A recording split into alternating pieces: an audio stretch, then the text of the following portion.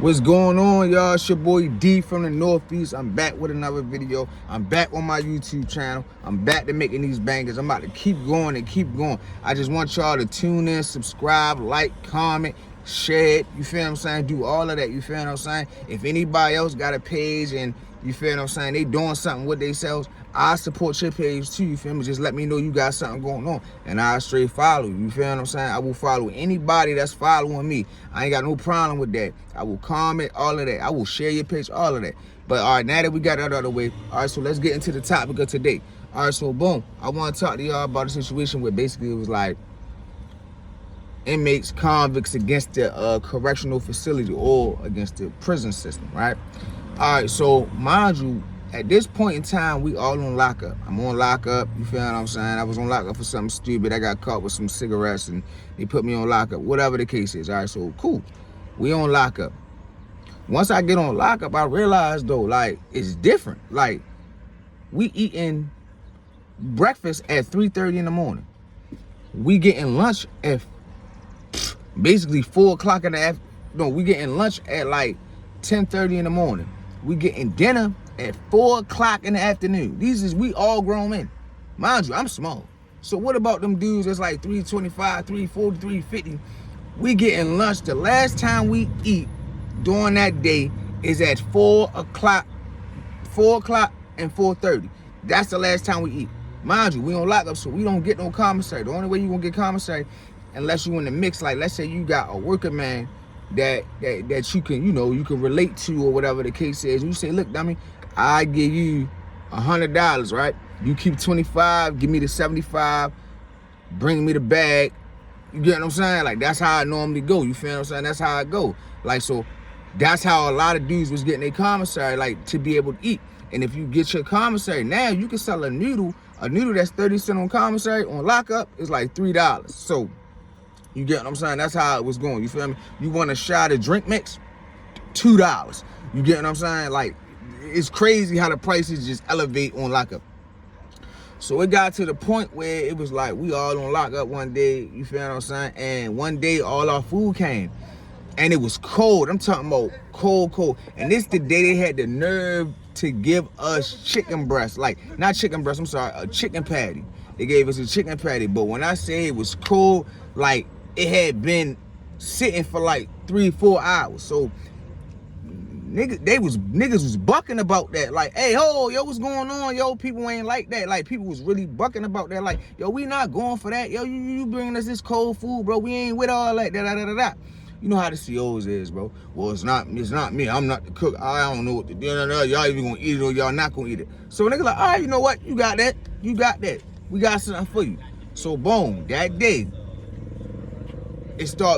people start writing kites. You feel me? A kite is a letter. It got sent to every cell on lockup. You feel what I'm saying? Mind you, it's 48 cells on A tier, it's 48 cells on B tier, on C tier, that's admit. They can still get commissary, so we weren't worried about them. We was just worried about A and B. So we talking about 48 and 48, what's that, 156? So we talking about 156 inmates. So boom, we writing the kites to everybody. Yo, we not taking no more trays, not breakfast, not lunch, not dinner, until they start bringing us hot food, until they make sure our showers is hot. Boom. So when they bring the trays through, for real, they just sat there, and the CO's like, y'all ain't gonna eat y'all tray, man.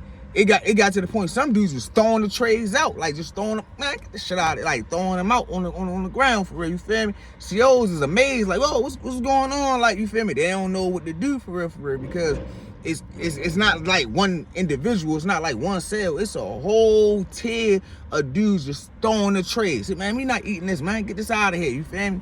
So boom, all right, cool. We tell him we need to speak to the lieutenant, you feel me? He act like the CO act like he didn't want to get the lieutenant. All right, say less. It was time for us to go out for rec. Now, mind you, we get an hour out for rec. Now, when we go out for rec, we go into like some cages, like on some dog cages. Y'all know how like dog kennels are, right? So like a dog kennel.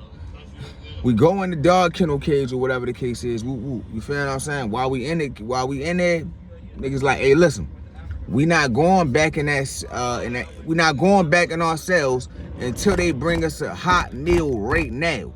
So I'm telling you, we talking about 48 inmates is sitting in these cages, you feel me? We not going back in there until they bring us a hot meal.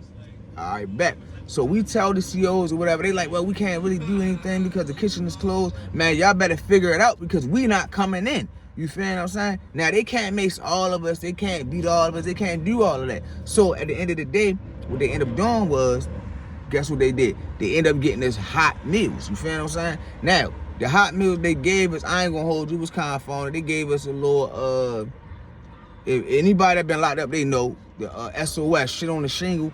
They brought niggas shit on the shingle with a little biscuit, some apple juice, and some other stuff like that. Brothers wasn't feeling that. They threw that right back out. We don't want that, man. We not eating that, man. We not taking that. Yo, get us a hot tray, a hot dinner meal, or we not coming in, straight up. All right, boom. So I guess he go back.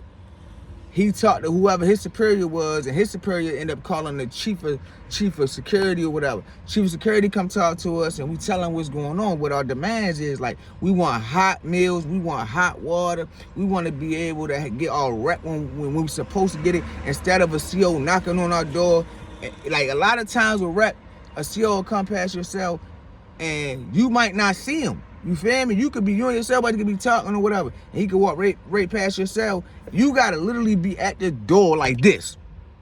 I want rec, in order for you to go outside. So we was tired of that, because if you ain't at your door, you gonna miss rec. At least they could do is knock on the door. Hey, rec, y'all coming out, da. But they wasn't doing that. They was just literally looking yourself. You wasn't at that door, they was walking past you for real. So now you can't even go outside or take a shower for real. Because either you going outside or you taking a shower. That's your options for real. So at that point, you feel what I'm saying? We like, man, we not going for that no more. So okay, so the chief of security come or whatever the case is. I guess he talked to the kitchen people for real. The kitchen people end up sending us, I guess, they sent us chicken. They sent us legs, like big chicken legs or whatever the case is. Mind you, they was hot. You feel me? They gave us chicken legs, and they gave us vegetables and like some rice or something like that. With some, now mind you, they did give us them polar chills.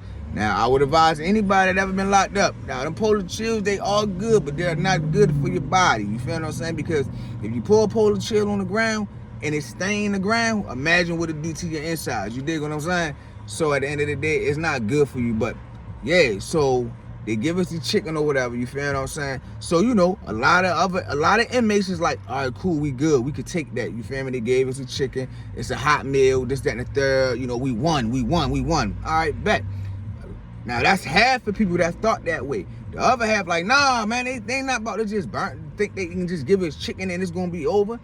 Now, boom, people start filing back into their cells or whatever the case is. Woo. Next day come, breakfast time come. You feel what I'm saying? It's 3:30 in the morning. They bring us our breakfast for real. Grits, 2 sausages and a biscuit and some apple juice. You feel me? The grits was actually hot this time. You feel me? Like they was showing out. The grits was hot. We like, woo, okay. And they had the sugar in the grits. And they had sugar packs on the side. They was acting different today. So boom, we thinking it's cool. Like, all right, you know what? Maybe they did listen to what we were saying for real. You feel me? Maybe they listened to what we were saying. You feel me? All right, cool. Fast forward. 2 days later, we get our breakfast. They bring us the SOS. Now, if you ain't ever been locked up, you might not know what that is. SOS is called shit on the shingle. It's basically gravy and beef for breakfast. You feel what I'm saying? Which is crazy. And a biscuit and whatever else you get with that. When I say that shit was cold as ever, now mind you, I don't like SOS. I ain't never ate it. Oh, you get SOS and you get like a thing of cereal. Like you gonna get some cereal with it, like Frosted Flakes or Corn Flakes or Tricks. You gonna get cereal with it though. You feel me? So that's the substitute. That's the substitute from the grits or the farina or the cream of wheat, whatever. So they give you cereal. Man, when I say that shit was cold as shit, man, niggas was mad as fuck. Niggas like, oh hell no. Man, all you see is people sliding their trays across. Skirsh, slide them across the joint. You feel what I'm saying? Boom. So now, it get to be lunchtime for real. Now, it's like, the CO's being petty toward us. Now they know, like, all right, they want to act like that. We got something for them. Bro, why they give us, for lunch, they give us three slices of bread, 2 pieces of cheese, an orange, and some milk. That's what they gave us for lunch. You heard me. I'm talking about a real live cold lunch. Like, they dragged on us. Like, I'm saying, it been times before where they tried to do that to people for real, but normally they try to give you a little bologna with it or whatever. Bro, this time they ain't even include no bologna. It was straight cheese and bread. So, you know, a lot of motherfuckers feel some kind of way. So now, niggas get the beef and they get with the COs. You get what I'm saying? Now, you got dudes flooding the cell. I'm talking about to the point where the whole tier is flooded. To the point where the working man can't come through because, you get what I'm saying, the tier is flooded. The COs don't really want to come through because it's feces inside of the water. You feel me? Like, niggas done shit it in the water, pissed in there, and then flushed it and just let it go all the way through the tier. You feel what I'm saying? So, long story short, at the end of the day, it got to the point where the warden actually came and talked to us. And the warden was like, you know what? We're going to always have hot meals for you. You feel what I'm saying? We're going to have hot meals for you. And instead of you guys getting y'all breakfast at 3:30 in the morning, we will start giving you y'all breakfast around 4:30, 5 o'clock. You'll get your lunch instead of 10 o'clock. You'll get it at 11:30. And instead of getting your dinner at 3:30, 4 o'clock, now you'll get it at 4:45. And even though it's like 45 minutes later, it does have a difference. You feel what I'm saying? Now, mind you, like I said, now they wasn't giving up on the commissary. They was not going to let us order commissary. They not letting us get on the phone. They wasn't doing none of that. You feel what I'm saying? And I can understand that. You feel? We on lockup. You feel? We not on admit. We on lockup. So I understood that. But that's one of the one times that I could say that, us as inmates, or, you know, some people say convicts, actually stuck together and rolled it out together. Like, you feel me? Because a lot of times people will say, oh, let's do this, let's do that, and then don't stick it out.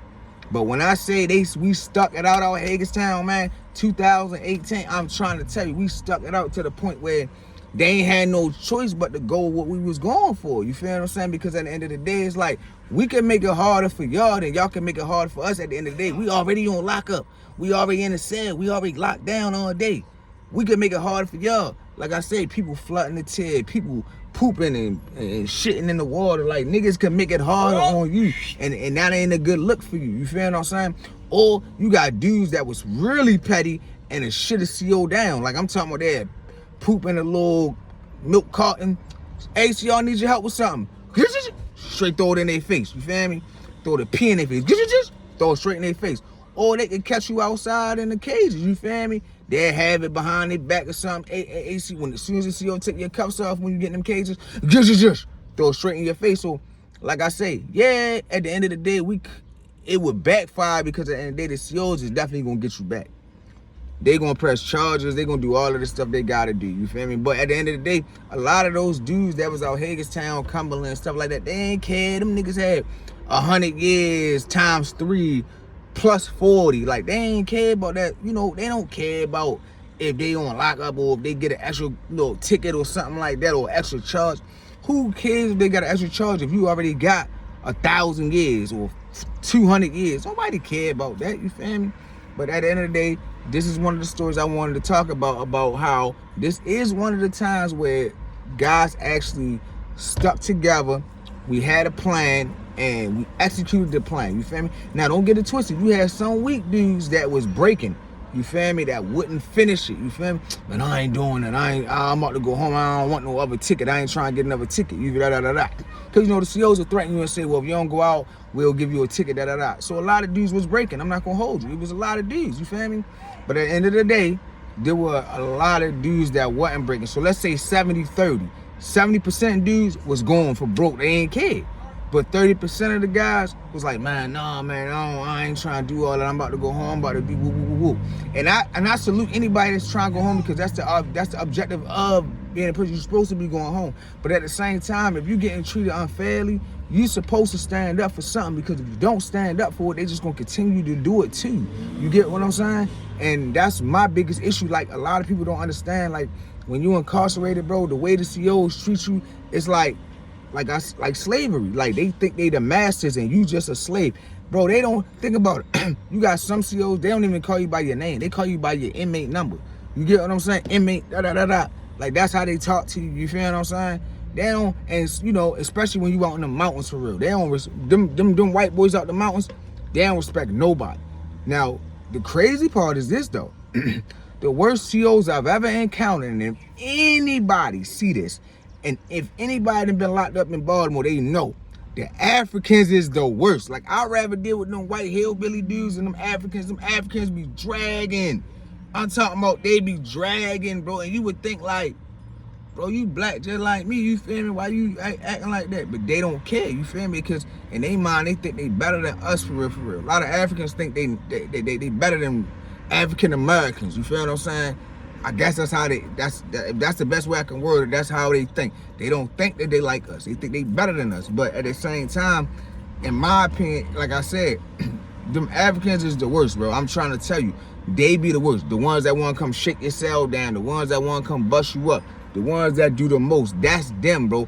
They be doing the most, bro. I swear to God, I promise you. As anybody that ever been locked up, they will tell you, bro, they do the most. But this is Lil D from the Northeast, and I'm out with this video. Hey, like, comment, subscribe. Give me some ideas, some other videos I should do, or whatever the case is. I'm going to keep dropping them, you feel what I'm saying? Just holla at me.